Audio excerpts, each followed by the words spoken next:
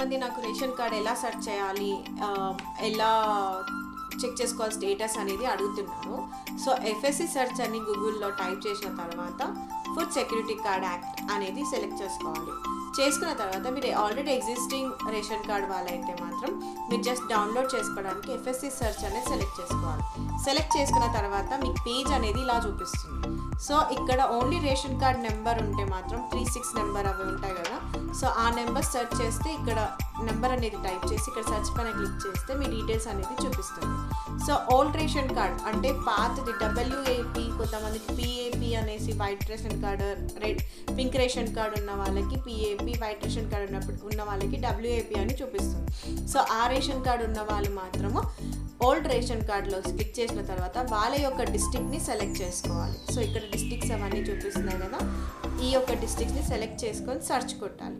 Search కొడితే అప్పుడు మనకి రిజల్ట్ అనేది వస్తుంది.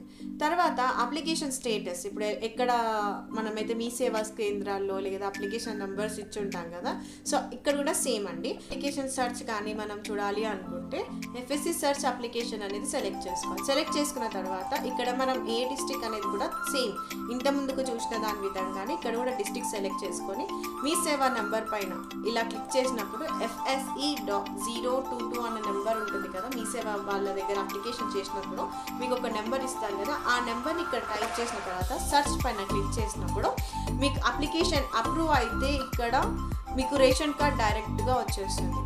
And head of the family ఇవన్నీ డీటెయిల్స్ నార్మల్గానే ఉంటుంది. పెండింగ్ అట్ ఒకవేళ పెండింగ్ ఉంటే ఎక్కడ పెండింగ్ ఉంది, మర్వాలో పెండింగ్ ఉందా, ఎక్కడ పెండింగ్ ఉందా అనేది చూపిస్తుంది. అండ్ రిజెక్టెడ్ రీజన్ కూడా ఇస్తున్నారు. అప్రూవ్ అయిందా రిజెక్ట్ అయిందా అనేది మనకి ఇక్కడ తెలుస్తుంది.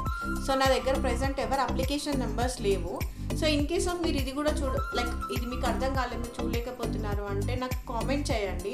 నేను ఒక చిన్న లైవ్ స్ట్రీమింగ్ అనేది పెడతాను. సో దట్ మీరు ఆ టెక్స్ట్లో మీరు నాకు రేషన్ కార్డ్ నెంబర్ టైప్ చేస్తే ఆ రేషన్ కార్డ్ తోటి మీకు స్టేటస్ అనేది నేను లైవ్లో చూపిస్తాను.